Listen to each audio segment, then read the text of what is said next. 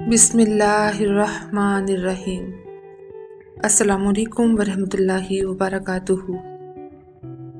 زندگی میں کوئی رشتہ بھی ہمیں ویسے ٹریٹ نہیں کر سکتا جیسے ہم چاہتے ہیں، حتیٰ کہ ماں بھی نہیں، کیونکہ دنیا میں ہر چیز کی ابتدا اور انتہا ہے، ایسے ہی محبت کی بھی انتہا ہے۔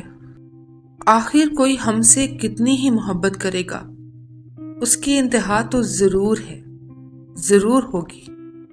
زندگی کے کسی نہ کسی لمحے میں ہمیں یہ احساس ہو جائے گا کہ بس اب ختم، خواہ ماں جیسی عظیم ہستی ہو، آخر کب تک ہماری نافرمانیاں برداشت کرے گی؟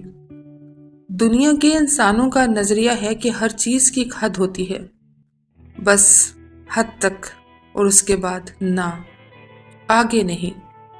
مگر ہمارے لیے کوئی تو ہونا چاہیے جو ہمیں جیسے ہم چاہتے ہیں ٹریٹ کرے۔ ہم کچھ بھی غلط کر دیں، بار بار غلط کر دیں، وہ ہمیں معاف کرے، ہمیں اپنا بنائے۔ کوئی تو ہونا چاہیے، تم ڈھونڈو تو، کوئی تو ہونا چاہیے، ضرور ہونا چاہیے۔ تو سنو، ایسا ہے، وہ کون ہے؟ جانتی ہو، تم بھی اسے اپنا سمجھو گی، یقین جانو جیسے تم چاہو گی ویسا ہی ہوگا۔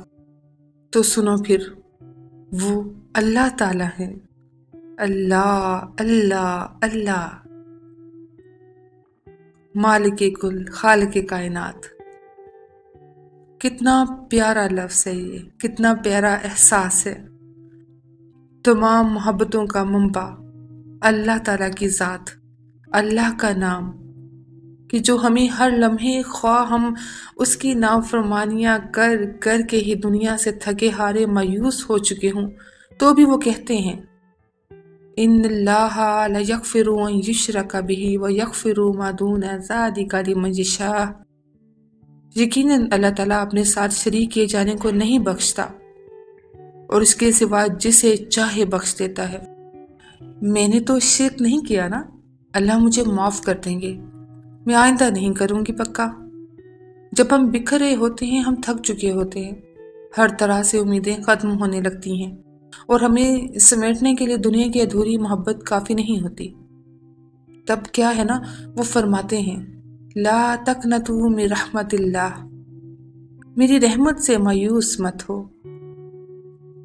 اور پھر ایک دفعہ ہمارے جینے کا سامان ہو جاتا ہے، اس کی نافنا ہونے والی محبت پر یقین کامل کر لو، بھروسہ کر لو، یقین کرو وہ تمہیں کبھی ٹوٹنے نہیں دیں گے، نہ ہی بکھرنے دیں گے، وہ تمہیں سمیٹ لیں گے اپنی کامل محبت کے ساتھ، اپنی اکمل محبت کے ساتھ، اپنی مکمل محبت کے ساتھ۔